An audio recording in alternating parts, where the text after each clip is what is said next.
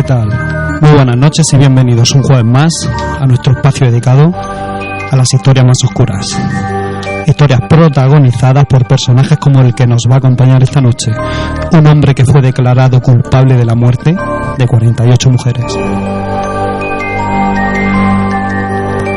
Pero os daré una pista que para muchos de los que nos estáis escuchando seguro que adivináis. Le llamaban el asesino de Green River. En unos instantes nos adentraremos en su historia, porque también abordaremos esos casos que ocurren a nivel nacional. Y hoy será el turno de un suceso lleno de leyendas. Además, también daremos cabida a la actualidad semanal. Así que todo esto y mucho más aquí, en Crímenes de la Historia. Comenzamos.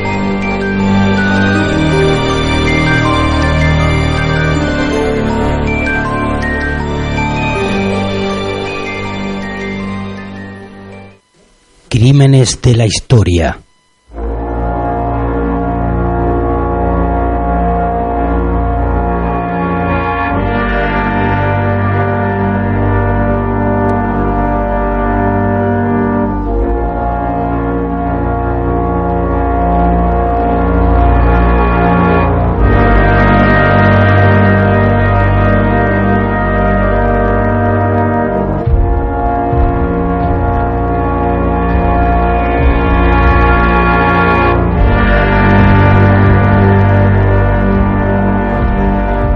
Esta noche se la vamos a dedicar al asesino en serie más prolífico de Estados Unidos en el mayor y nefasto sentido de la palabra.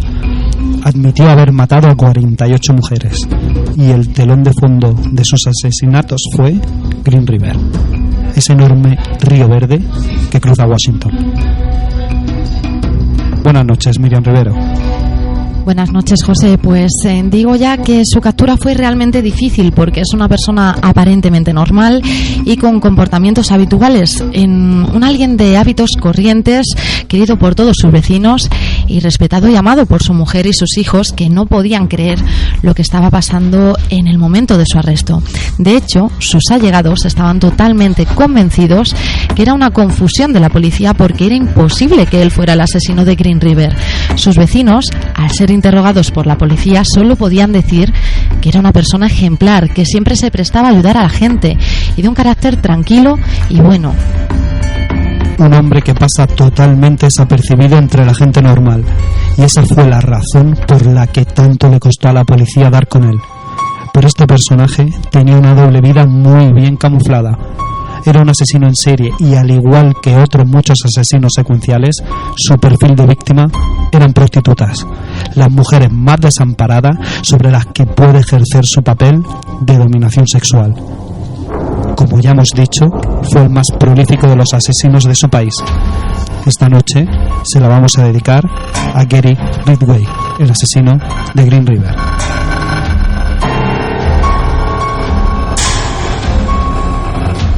Gary Lyon Ridgway nace en Salt Lake City, en el estado de Utah, el 18 de febrero de 1949. Creció en una casa donde las normas estrictas estaban a la orden del día. Y vamos con una primera obsesión desde que era tan solo un niño: las prostitutas, porque a su padre Thomas no le gustaba nada ver a este tipo de mujeres en la carretera que frecuentaba como conductor de autobús. Y aquellos comentarios tan despectivos del padre de Gary hicieron mella en el pequeño, que con el paso de los años desarrollaría y haría una enfermiza obsesión en él. Además, su madre maltrataba física y psicológicamente a Gary y a sus hermanos, creando en este un pánico incontrolable, hasta tal punto que sufría de incontinencia urinaria durante la noche y empezó a exteriorizar ese pánico de una manera perturbadora, ya que comenzó a matar pájaros con una escopeta de aire comprimido para más tarde torturar a perros y gatos y después matarlos, o incluso encerraba animales vivos en congeladores solo por placer de verlos morir.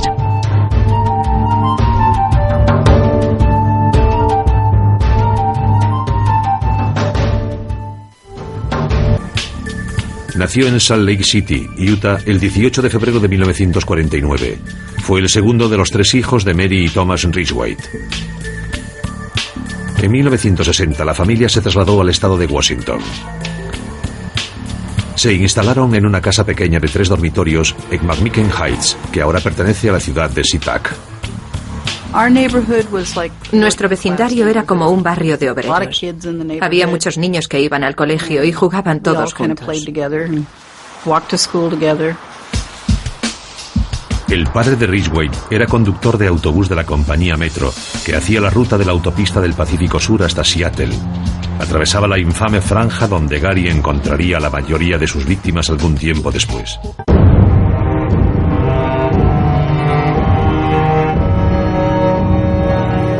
Aunque como ya sabemos de otros asesinos en serie, los animales no les saciaban y necesitaba experimentar con algo más para aplacar sus instintos más enfermizos.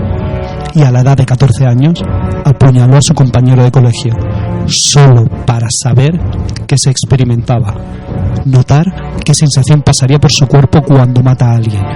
Eso fue lo que el adolescente Gary dijo a la policía, al igual que ahogó a otro con sus piernas mientras se encontraban nadando. Ambos sucesos se conocieron a boca del criminal, pero nunca se pudieron demostrar.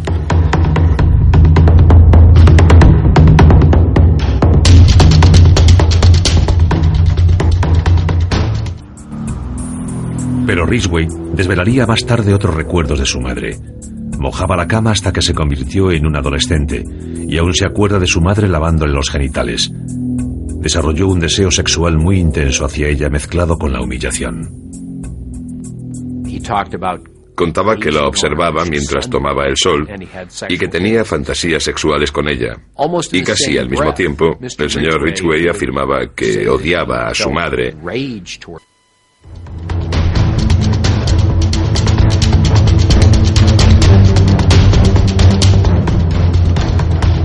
Gary era un pésimo estudiante y repetidor con un coeficiente intelectual muy bajo, y tras acabar la escuela secundaria a duras penas, se alistó en el ejército y puso rumbo a Vietnam.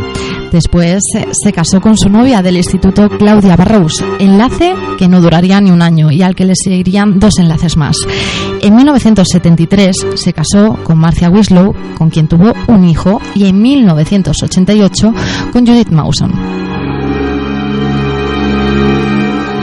Al poco de divorciarse de su primera mujer y justo cuando había acabado su etapa como marine, Gary intentó hacerse agente de policía, pero acabó convirtiéndose en chapista y pintando vehículos en una fábrica de camiones.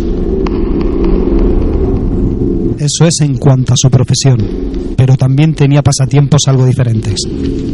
Así es, se convirtió en un miembro aférrimo de la iglesia pentecostal y leía la Biblia a todas horas, pero aquella devoción mística no evitó unos fuertes impulsos sexuales que rondaban la obstinación.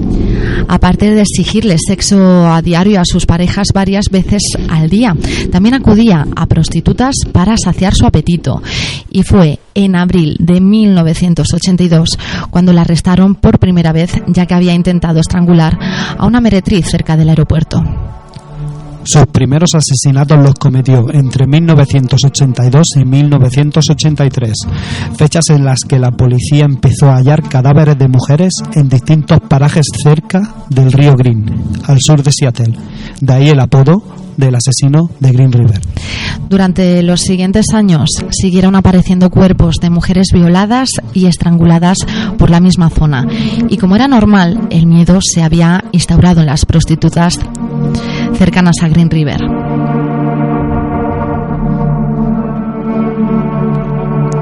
Su modus operandi, de hecho, era siempre el mismo. Gary solicitaba los trabajos de la prostituta y una vez que estaban en el coche y se iban a un paraje solitario, las violaba y las estrangulaba para volver a violarlas de nuevo y tirarlas después en medio del bosque, tapándolas con simples rastrojos, y a veces ni eso, porque le gustaba volver a los días para aprovecharse sexualmente de nuevo de esos cuerpos sin vida.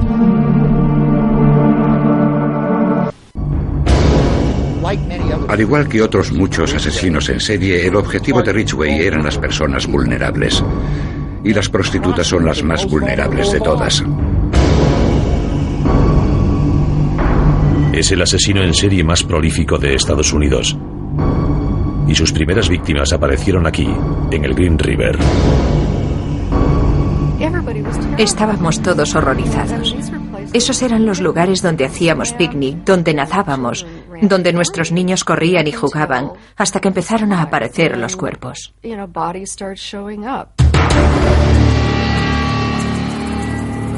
Todo empezó el 15 de julio de 1982, cuando dos niños descubrieron un cuerpo desnudo flotando bajo el puente Peck.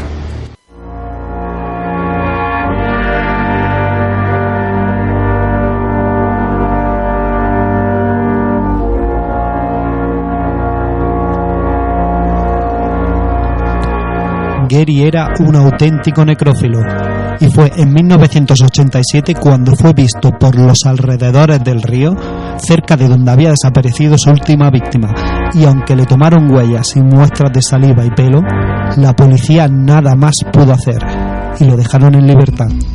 Así que pese a los esfuerzos de los investigadores no se conseguía dar con el asesino hasta que el sheriff Dave Richer decidió en 2001 usar una tecnología novedosa, la prueba de ADN, y el análisis genético dio un resultado positivo en una correspondencia.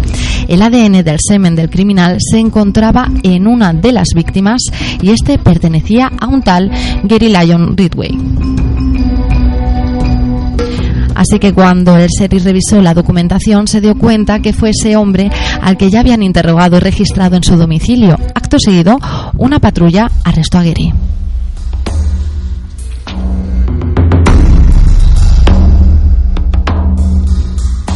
Este es uno de los días más importantes de mi carrera y es una gran noticia para toda la ciudad, declaró el sheriff después de casi 20 años persiguiendo a Gary Lyon Ridgway.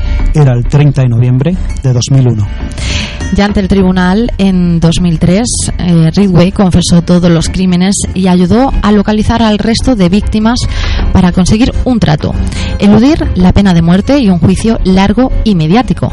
Así, el asesino en serie reconoció 49 crímenes. Su confesión judicial estremeció a los familiares porque, según sus propias palabras, el plan era matar tantas mujeres prostitutas como pudiera.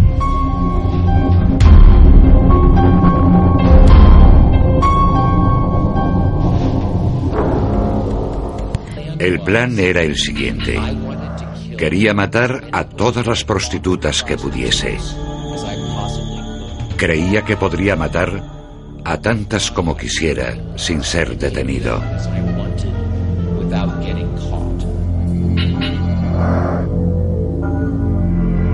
El 5 de noviembre de 2003, Gary Lyon Ridgway se confesó culpable del asesinato de 48 mujeres. Admitió ser el legendario asesino de Green River, un asesino en serie que mantuvo en alerta durante casi 2 décadas a la costa noroeste del Pacífico por una serie de muertes violentas.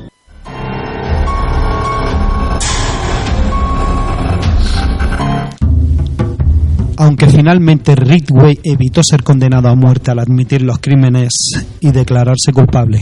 Pese a eso, el tribunal le condenó a 49 cadenas perpetuas consecutivas sin posibilidad alguna de obtener libertad condicional. Desde entonces se encuentra encarcelado en la penitenciaría del estado de Washington. Esta ha sido su historia, pero ¿qué os parece si nos metemos más en la mente del asesino de Green River? Y lo hacemos de la mano de nuestra doctora en psicología, Jacqueline García.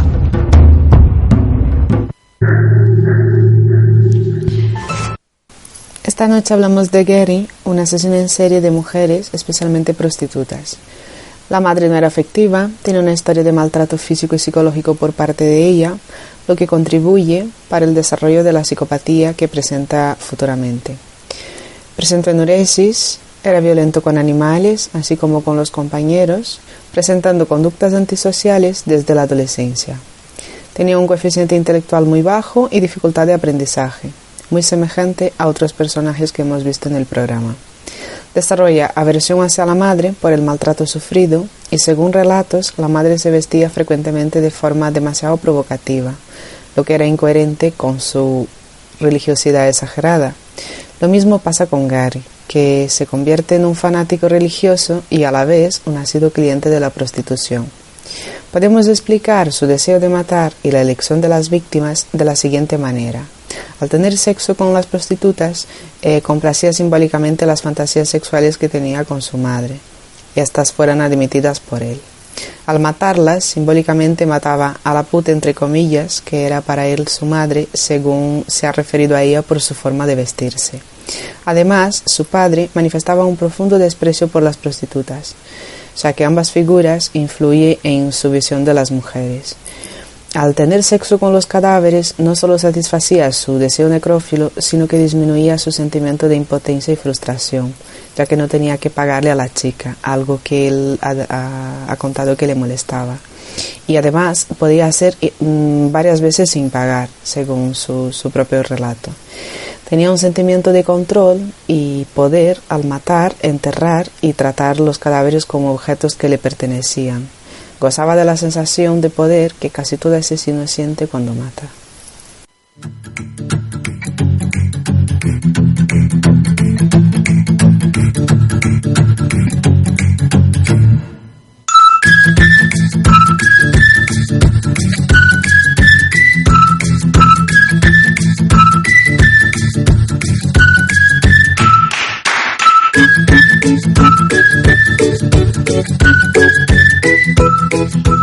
Y como ya es costumbre, desde Crímenes de la Historia abrimos nuestro espacio más cultural, porque Gary Ridgway también ha sido de gran inspiración. Bueno, y en el caso del terreno literario son muchas las novelas, José, u otros títulos que encontramos bajo la historia de nuestro personaje de hoy. Y nos vamos con un autor español, Barroso Benavente, dentro de la serie de mi expediente favorito, con la obra Gary Ridgway, el asesino de Green River. Pero tengo que decir que la obra por excelencia dedicada a Gary es El asesino de Green River, una historia de detectives real de Jeff Jensen y Jonathan Case, y que fue galardonado con el premio Eisner en 2012 a la mejor obra basada en hechos reales.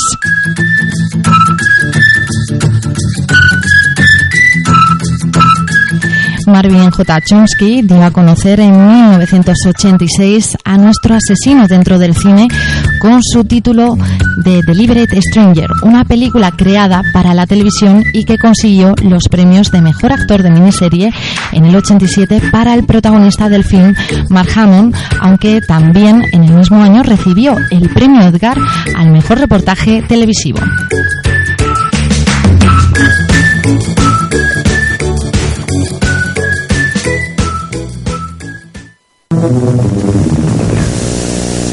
He was the most elusive killer of our time. Ted Bundy came here to destroy that park that he knows is a monster. You're just grasping at straws. What kind of game are you playing? You keep at it. Maybe if you find enough straws, you can put the broom together. Last night, in part 1 of The Deliberate Stranger. Mary Alice Cooper vanished. No leads, no nothing. Ted Bundy was confident and ambitious. He's gonna go places. A loving son. He was always such a good boy. Everybody's friend. He's so wonderful. I love you, Ted. Someone to share a lifetime with. Maybe someday we'll have some kids of our own. Until the shocking discovery. Crushing blows to the skull. She probably didn't know what hit her. No one could believe. The Ted I knew couldn't do anything like that. Well, there's got to be some mistake. But the woman he loved knew something. It was like he was in some kind of trance. They didn't. He started strangling me. For the authorities, it will become an obsession. If I can help stopping that, it'll probably be the single most important thing I ever do in my life. Victim by victim. Like some kind of killing machine out there. Tonight, the terrifying conclusion. That's him, number 7. You're sure? Yeah, I'm positive. Just tell him you didn't do it. I find it absurd to ask for mercy for something I did not do. Bundy's escaped. He jumped. Theodore is not going to get his kicks out of 1 this time. He's going to explode. And now, the nightmare continues for the deliberate stranger.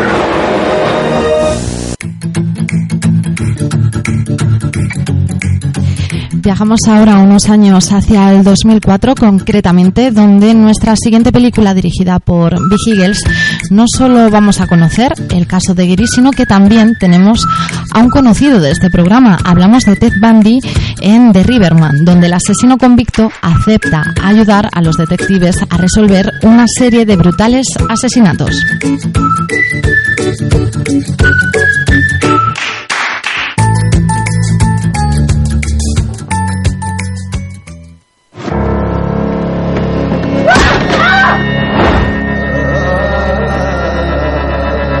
What do we got? Another body! Up to 13. He's out there, Bob. And I'm not even close to stopping him. I know how bad it was for you not getting Bundy. I think I might be of help with your investigation of the Green River murders. He trolls until he finds the one he wants. He knows her hours, the corner she works. What we have here is an individual basically seeking to satisfy his urges.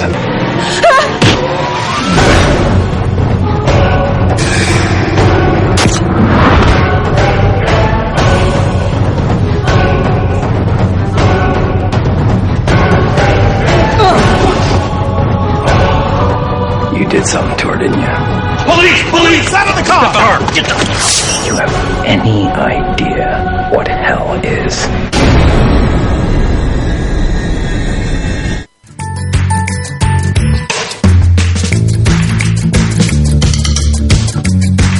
En 2005, el director Uli Lommel lleva a la gran pantalla los crímenes de Gary Ridgway en Green River Killer.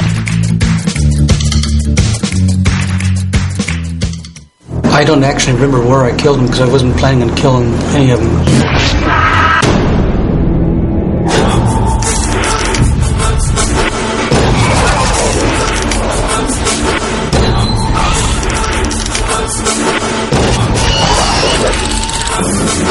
When I killed the women, I didn't see their faces.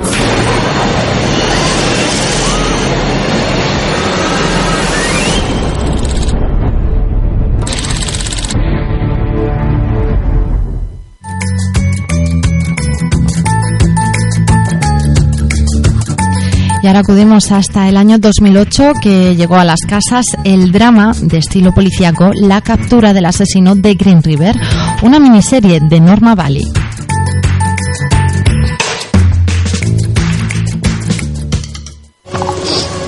Five years is just too long.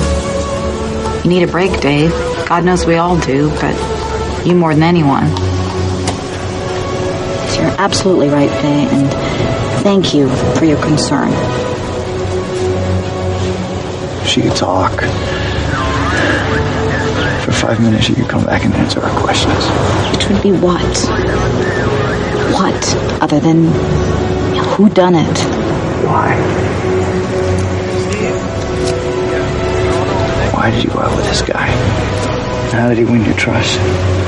How did it happen? How did God let it happen?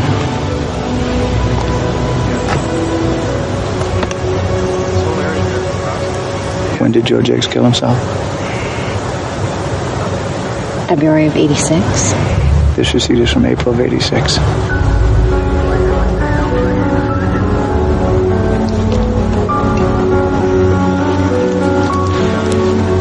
Which means Joe Jakes is not our guy.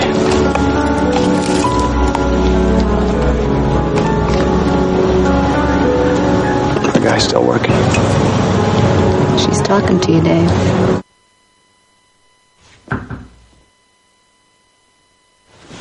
Got something to show you. Mm-hmm. Got the test results back. The lab was able to reconstruct the DNA found on Marcia Chapman. Here's what that looks like. Okay. They were also able to use that one drop of sperm found in that single pubic hair of Opal Mills. Here's what that DNA looks like. Yeah. Exactly. Here's the DNA of one of our suspects taken from a saliva sample.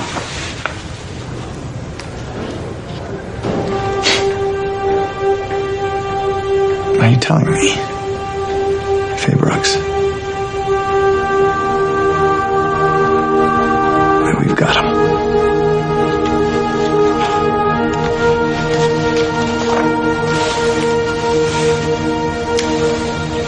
Here's his picture. You don't even have to look.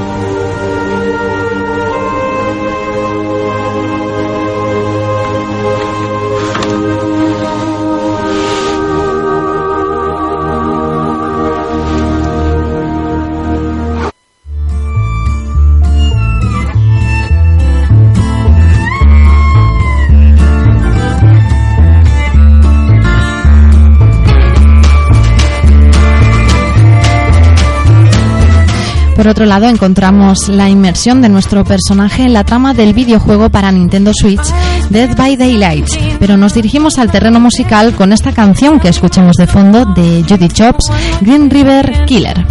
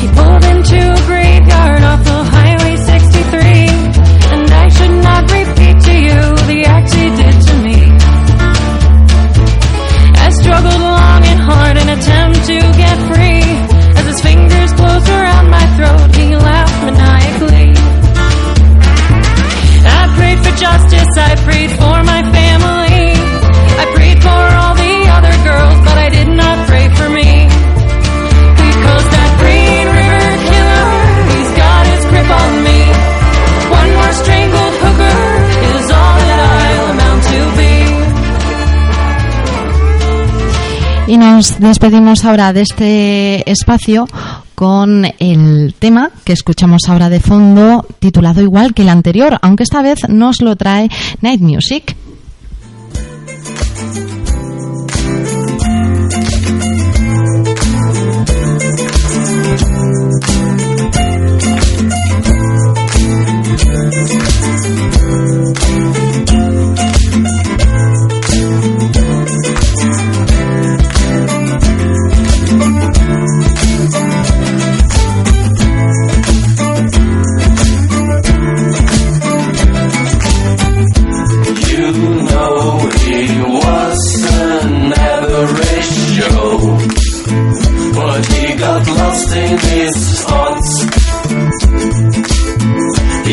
A taper and a painter, and he was meticulous. The Green River Killer, he left them all to die in the river, floating upside down. The Green River Killer, he left them all to die in the river, floating upside down.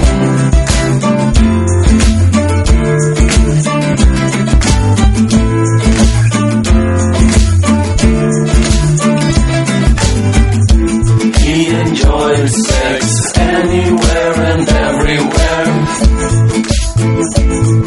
especially outdoors. He was moving skeletons around and bodies.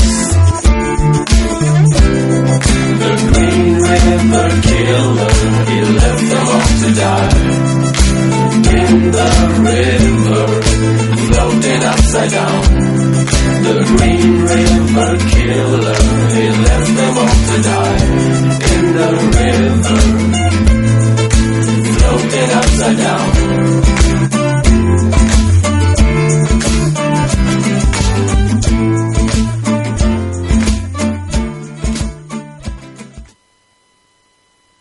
Crímenes de la historia.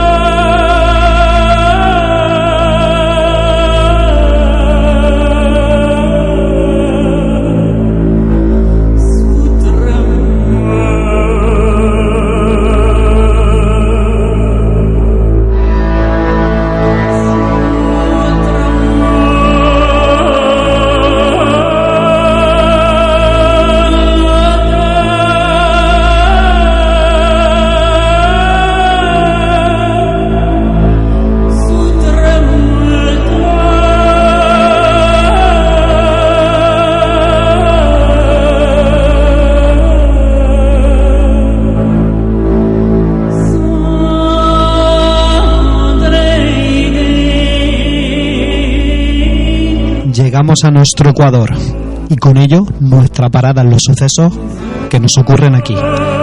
Patricia Torres, buenas noches y coméntanos qué nuevo caso nos traes hoy para recordar. Buenas noches, José. Pues nos vamos esta vez al pasado para hacernos eco de uno de los misterios más trascendentales de la crónica negra granadina, exactamente a esa época de 1910. Pero antes pongámonos en antecedentes ante esta época. En el último tercio del siglo XIX se hizo muy famoso el término de mantequero o sacamantecas, un personaje que pasó de ser una historia real a un mito que se hizo eco por el boca a boca de las gentes de la época, como si del hombre del saco se tratara. Era un perturbado necrófilo que después de violar y matar a sus víctimas las desgarraba extrayéndoles las entrañas. A pesar de que no se le conocieron crímenes aparte de los que se hicieron eco en el norte de España, las fábulas e historias sobre este personaje sobrecogían tanto a niños como a mujeres de todo el país. La gente sentía auténtico pavor en cuanto lo mencionaba. ¿Qué fue lo que pasó? O más bien, ¿qué crímenes acontecieron para tal fervor y miedo hacia este personaje? Pues bien, como decía anteriormente, en 1910 sería el año inicial de una secuencia de crímenes que realmente se desvelaron como parte de un misterio 2 años más tarde. Fue entonces el momento en el que cobró forma criminal algo que en algunos círculos granadinos se venía sospechando. Un maníaco, una especie de Dr. Jekyll y Mr. Hyde, estaba actuando en la ciudad. Ciertos documentos hallados ponen en manifiesto los posibles crímenes en cadena que acontecieron entre septiembre de 1910 y abril de 1911. En la Vega de Granada se hallaron los cuerpos sin vida de 2 niños y una mujer despedazados. Las mutilaciones que presentaban se le achacaron a distintos motivos, como alimaña o haberlos perpetrado con utensilios de arado. En estos primeros casos no se advirtieron signos de que se tratase de un macabro asesino, que más tarde, cuando volvieron a repetirse hechos similares, sí que llamaron la atención de la policía. Ni los niños ni la mujer pudieron ser identificados, con lo que se consideró que eran sucesos aislados propios de la época. En el año 1912 iba a ser el año de los mantequeros en Granada. Maracena y la capital se vieron envueltos en una secuencia de crímenes inconexos, aparentemente, que nunca llegaron a resolverse, declarándose caso cerrado. Nadie, absolutamente nadie, podía conectar un crimen con otro. Hasta que en 1913 aparece otra víctima, próxima al lugar donde anteriormente se habían hallado los cadáveres o miembros de 2 menores. Es ahí cuando los granadinos, conscientes y contrariados a la versión oficial, empiezan a sospechar y a temblar de miedo frente a la figura de que un terrible criminal andaba suelto y volvía a matar. ¿El porqué del término de sacamantecas o mantequero? Pues bien, José, este término se debe al primer hallazgo que hizo saltar las alarmas de la opinión pública.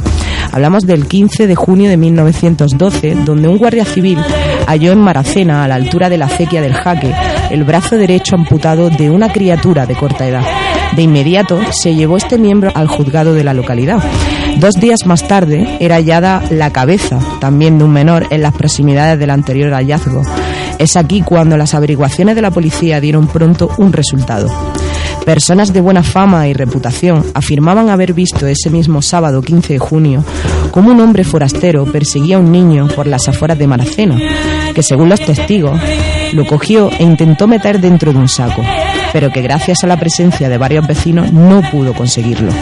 Poco después, este siniestro personaje se encontraba en una taberna y un labrador de la tierra le estaba preguntando a voces el porqué de su intento de secuestro de un menor.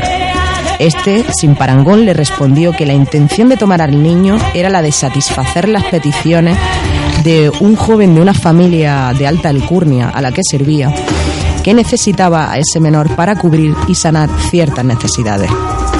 Las palabras de este individuo sonaron como confesiones de un borracho o de un loco, pero con la aparición del primer miembro amputado al día siguiente, la cosa cambió. Las gentes y vecinos de inmediato se dieron cuenta de que se trataba de un crimen repugnante y no de un accidente. El criminal andaba suelto y la fantasía popular bautizó los hechos como el misterioso crimen de los mantequeros. Cuéntanos, Patricia, ¿qué hallazgos hicieron que este personaje cobrara más importancia y temor de la que ya tenía?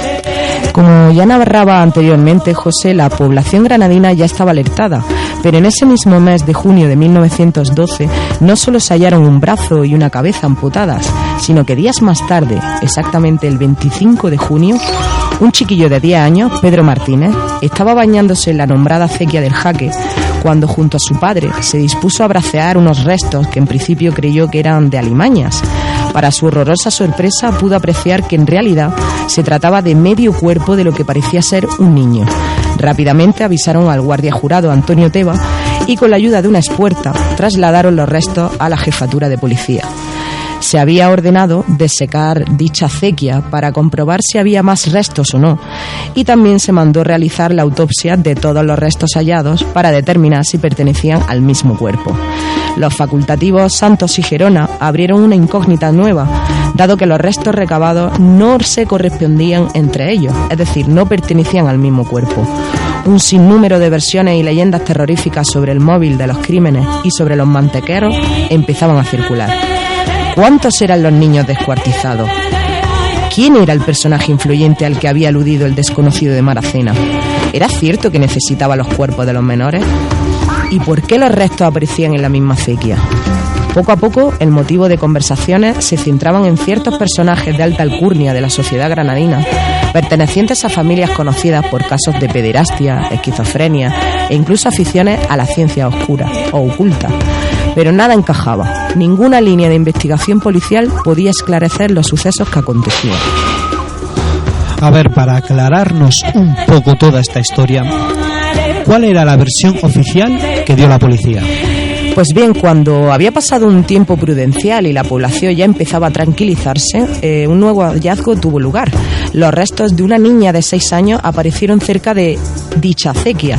Al mismo tiempo, el 4 de julio, en el cauce del río Genil se encontró el cadáver de un betunero de 37 años que, gracias al reconocimiento de otro vecino, se pudo identificar como el mismo hombre que días anteriores había estado persiguiendo a un chiquillo.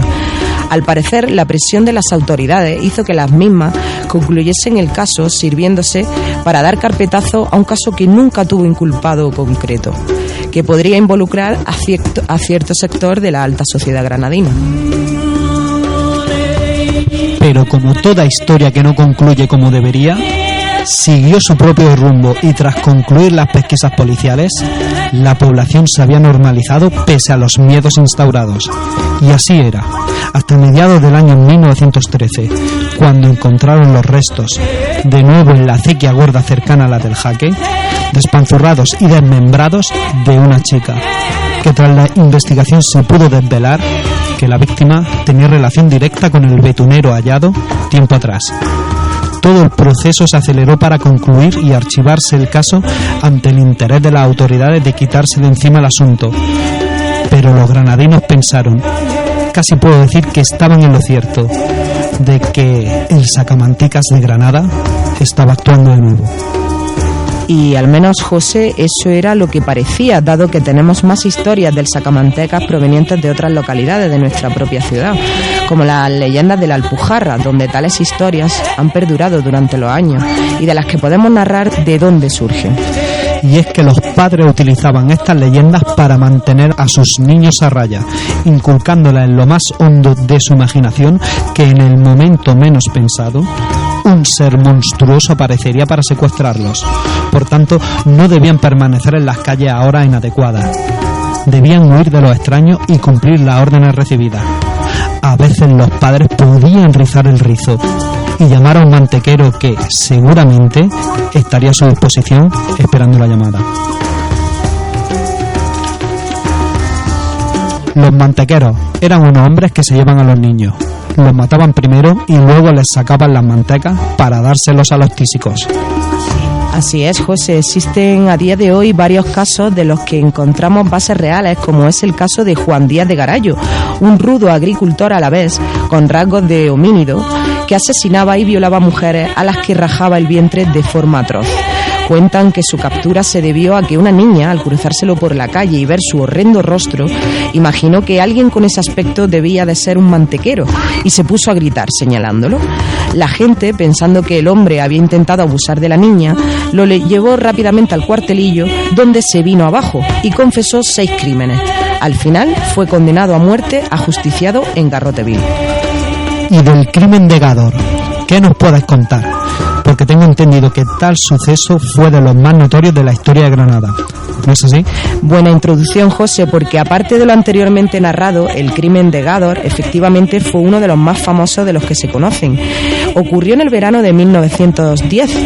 Francisco Leona, un curandero con pocos escrúpulos, ayudado de Julio el Tonto, un personaje con pocas luces, secuestraron y mataron a un niño de 7 años con el único fin de extraer su sangre y su grasa para usarlos en la cura de un tercer hombre enfermo de tuberculosis llamado Francisco Ortega el Moruno.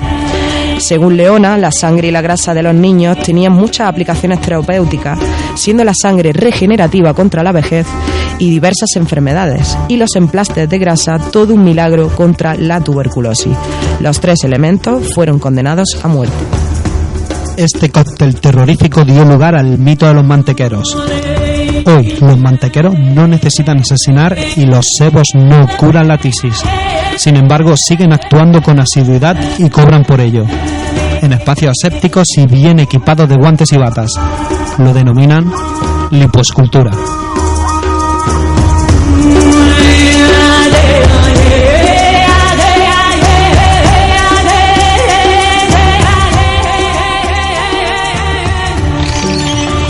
Y como viene siendo costumbre, abrimos mesa de debate incorporando a la mesa a Miriam Rivero y a nuestro colaborador Juan Carlos Robles, de Robles y Chávez Abogados. Buenas noches. Buenas noches, José. En el caso que nos ocupa hoy, tenemos que tratar de lo que aparentemente y claramente parece un asesinato en serie. Hay un modo operandi que es muy similar, que es el tema de asesinato de menores, en el que aparecen los cuerpos no solamente en un mismo lugar, sino de una misma manera, están descuartizados. Sí es cierto que hay una nebulosa en cuanto al fin de estos asesinatos, que es como ciencia oculta o algo parecido a curanderos que intentan a través de técnicas ancestrales absurdas, por otro punto, curar unos problemas médicos que no tienen ningún tipo de cura mediante estos ungüentos.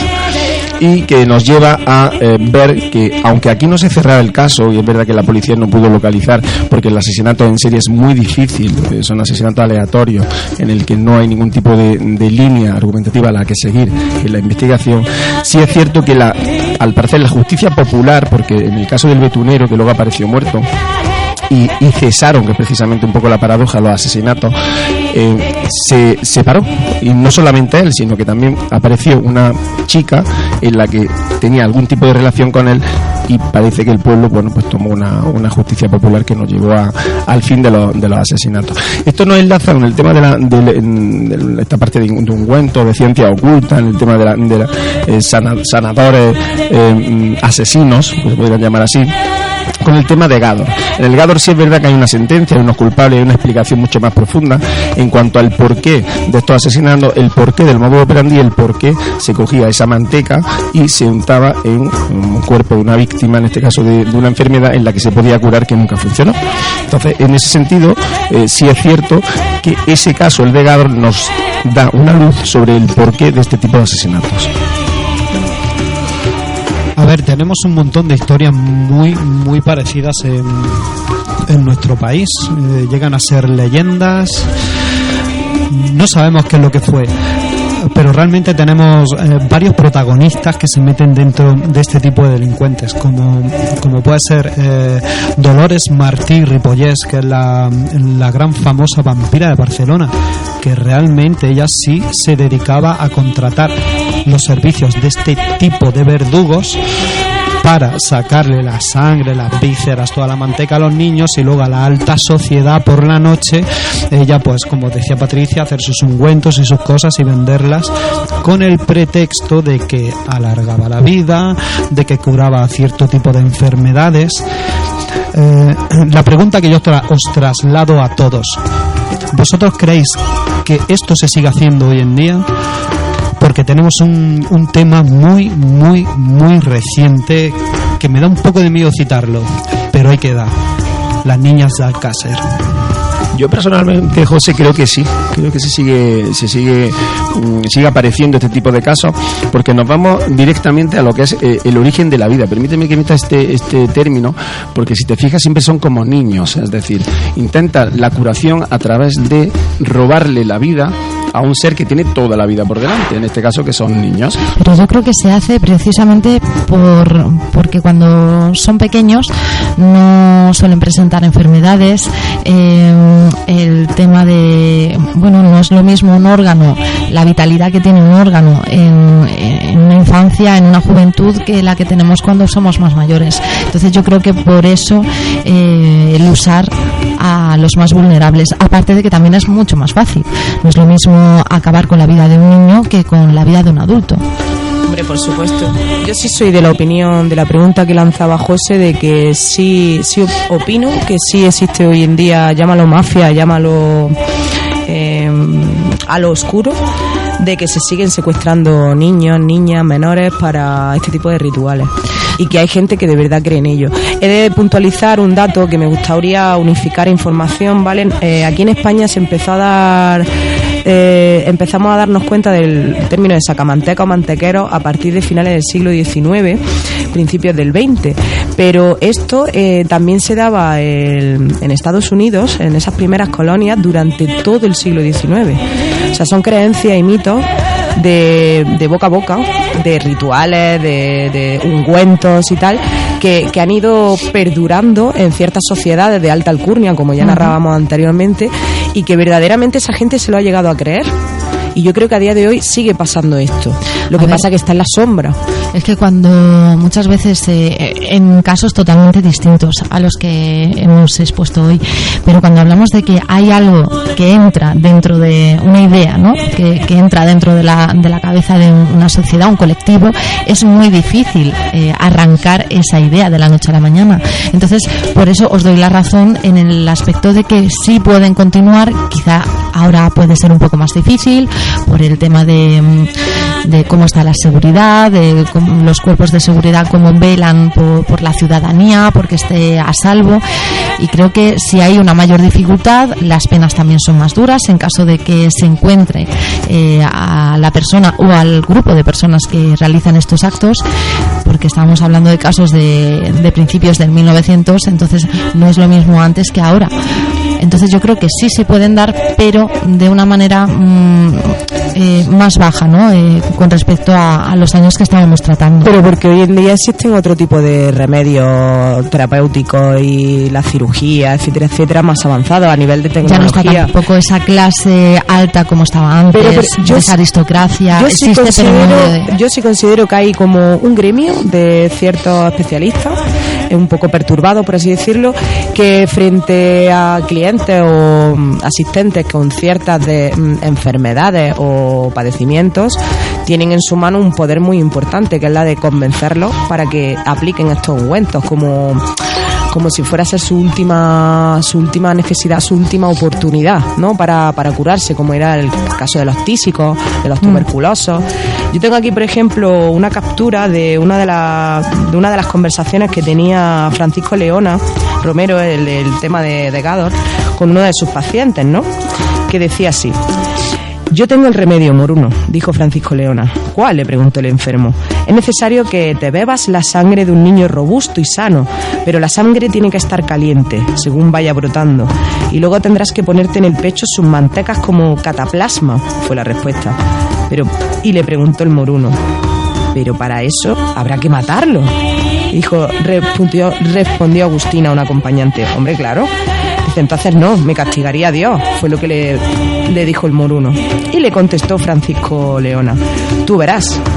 Después de permanecer unos minutos pensativo, el diagnosticado de tuberculosis exclamó: mi salud antes que Dios. ¿Qué coño? Es lo que quería referirme, ¿no? Con este gremio que tiene en su poder esa especie de esos curanderos, ¿no? Que tienen en su poder la vida de esos pequeños, decir, oye, mira, tenemos otro tipo de remedio que es como tal, es lo último que podrías hacerte y esto te lo va a quitar, ¿no? Y gracias a esa coletilla, la peña pues caía presa de ello, y este gremio ha seguido evolucionando. Yo creo que incluso hay también puede existir, o que hubiese existido en su momento, parte de esa gente que utilizaba a lo mejor este tipo de remedios sin saber del todo que esos niños acababan muertos, obviamente, porque si no ya estamos hablando de un macro asesinato. Realmente yo creo que sí lo sabían. Ellos hacían la vista gorda, ellos intentaban, mientras ellos sanaran, realmente les daba igual de dónde viniera esa supuesta medicina y ese supuesto elixir. Pero sí que es verdad que, como siempre hacemos, nos tenemos que meter en el contexto social. En aquella época sí era mucho más fácil convencer a la gente, convencer a los el analfabetismo provocaba eso, la ignorancia, la gente, exactamente. Cualquier persona con un poquito de carácter y de convicción, le era muy fácil embaucar y engatusar a la gente que tenía dinero, y eran tan fáciles de engatusar principalmente porque estaban enfermos y se agarraban a la última excusa que tenían para dar todo el dinero que tuvieran y todo lo que hiciera falta para esa posible y milagrosa cura. De todas maneras, yo discrepo un poco con Miriam, porque tú has comentado antes que actualmente se dan menos estos casos. Sí, puede ser cierto en el tema de cómo curar enfermedades, sí es cierto, aunque lo estamos centrando en eso, pero hemos tratado muchas veces temas como rituales satánicos, sexuales, por el simple placer de matar, es decir, lo de secuestrar a personas más jóvenes o niños incluso, y hacer no solamente espectáculos sanatorios absurdos, sino también rituales satánicos, como estaba diciendo, o sexuales, se da. Y el crimen de Alcácer, efectivamente, estaba como la comentaba antes José, es un ejemplo de ello. Ahí no había nada de sanar. Simplemente había... Sí, claro, yo me refería más en ese aspecto, que quizá ahora ya no se da tanto por... En el sanatorio te refieres, ¿no? Sí, exactamente. No en otro tipo de crímenes que lo seguimos viendo, que no solo se dan aquí en España, sino en todas las partes del mundo, y que creo que incluso en países donde el nivel cultural es menor, se produce mucho más. En Latinoamérica, por ejemplo, se producen muchísimos rituales a nivel satánico, y creen mucho en esas cosas. El vudú, parte de su base, tiene mucho que ver con secreciones humanas, es decir, el semen, la menstruación, la propia manteca de los niños, de ciertas mujeres más anchas de la cuenta, más gordas.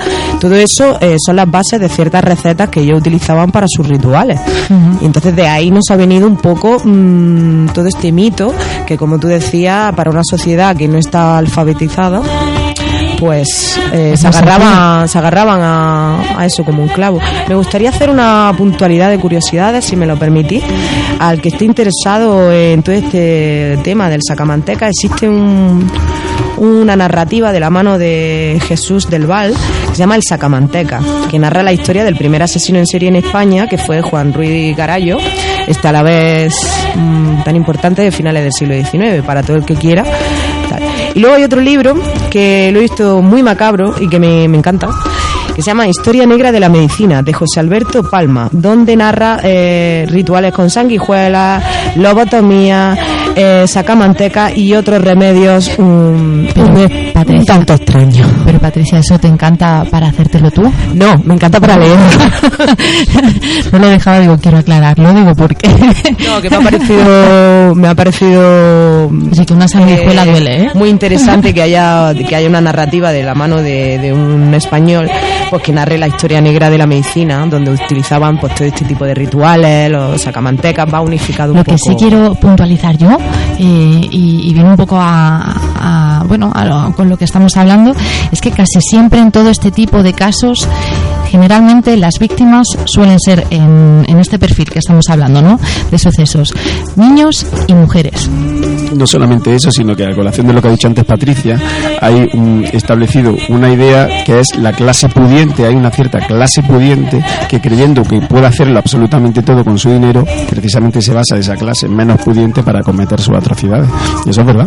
Sí, pero que luego aparte es eso, niños y mujeres. La siempre. parte más débil, claro. Exactamente, los vulnerables. Y por tal lo que transmiten las mujeres y los niños suelen transmitir pureza, vida, blancura, vida. Entonces yo, en contraposición un poco con Miriam, lo que estaba diciendo de... Hoy estáis todos ahí en contra mía, ¿eh? No, realmente, pues me ha tocado. Realmente cuando dices que en los pueblos sudamericanos, cuando más inculta es la población, cuando más ingenua es, más se dan este tipo de cosas. No es que se den más, es que las conocemos más.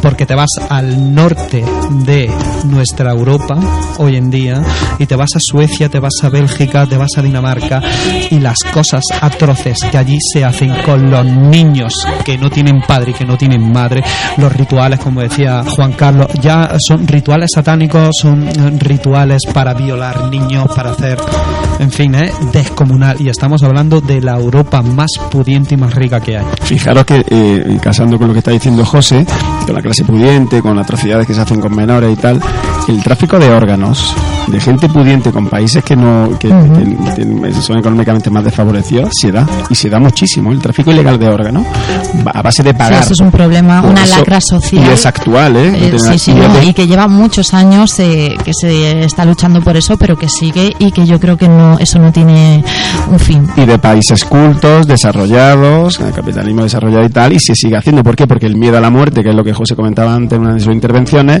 te lleva a hacer cualquier cosa, te agarras a lo que sea. Sí, lo que pasa que lo que yo sí me refería con el tema de ese nivel intelectual, a nivel cultural, me refiero, sí es cierto que yo creo que la forma de hacer esos ritos satánicos y tal es muy diferente cómo se ve en una población pues de ese mundo nuevo, como decimos, de ese mundo pudiente, a cómo se hace en países que están subdesarrollados. Creo que ahí la forma de proceder es muy distinta, aunque al final el resultado sea el mismo, la muerte de toda esa clase desfavorecida, vulnerable, que encontramos en cada uno de los sitios, ¿no? El fin es el mismo y el modus operandi, aunque no lo creas, es el mismo, porque el secuestro de niños y de niñas hoy en día está... Bueno, y tú lo sabes, secuestro también se vende, que muchas veces ya no es secuestro, es que incluso las familias, como no pueden mantener a todos sus hijos,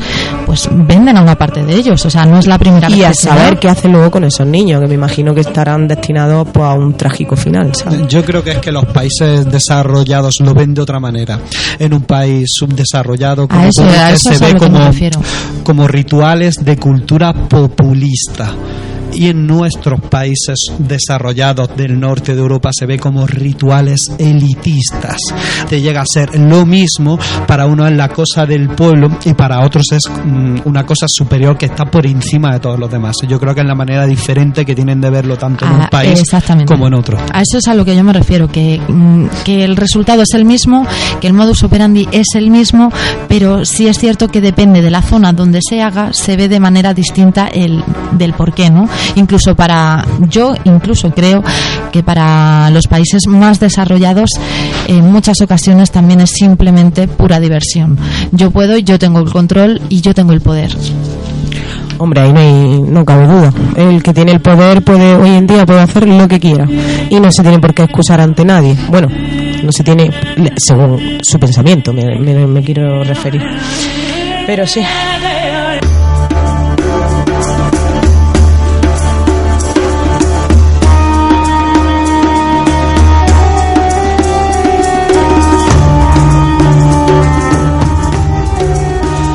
Y en esta recta final acudimos hasta el panorama de actualidad nacional.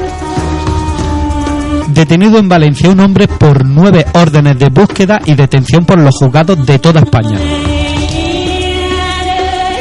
Agentes de la Policía Nacional han detenido en Valencia a un hombre de 52 años, de nacionalidad española, al tener en vigor 9 órdenes de búsqueda y detención por diversos juzgados de toda España, de las que 4 eran para su ingreso en prisión, según ha informado la Jefatura Superior en un comunicado. Hallan en Málaga el cadáver de un hombre con un golpe en la cabeza en la barriada de Las Campanillas. Se trata de un hombre de 53 años y aparentemente no parece que hubiese implicadas terceras personas, pero la investigación está abierta y se está a la espera de los resultados de la autopsia que se le practique al cadáver. Detenido por robar con violencia a 18 ancianas en Móstoles. Seleccionaba a las víctimas, todas ellas mujeres de edad avanzada, después de que realizaran la compra en supermercado y se dirigieran a su domicilio. En el momento en el que se encontraban a solas, próximas a su vivienda o incluso en el interior de los portales, era cuando las asaltaba de forma violenta y sorpresiva, por la espalda, sustrayéndoles joyas de oro tales como pendientes, anillos y colgantes.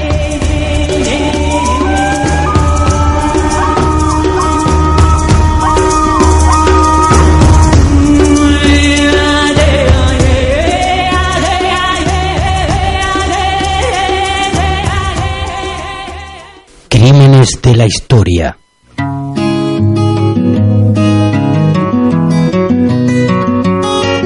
It was just a little while past the Sunset Strip that found the girl's body in an open pit. Her mouth was sewn shut, but her eyes were still wide, gazing through the fog to the other side. They booked me on a whim and threw me deep in jail with no bail, sitting silent on a rusty pail, just gazing at the marks on the opposite wall, remembering the music of my lover's call, yeah.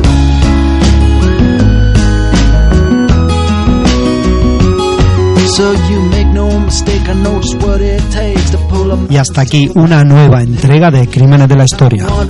Nosotros volvemos la próxima semana como cada jueves a las 10 de la noche con nuevos casos. Pero ya sabéis que nos podéis escuchar a la carta a través de la aplicación iVoox bajo el título de nuestro programa. Y ahora sí, os dejamos con el tema Black River Killer de Beats and Trapper. Buenas noches. It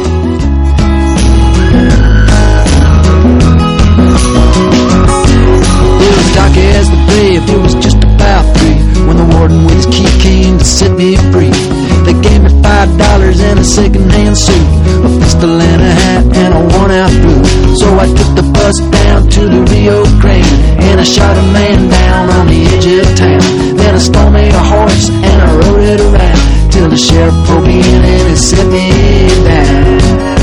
He said, you make no mistake, I know just what it takes to pull a man's soul back from heaven's gates. I've been wandering in the dark about as long as sin, but they say it's never too late to start again. Oh when will the spirit come calling from the soulless sin? Oh when will the keys to the kingdom be mine again?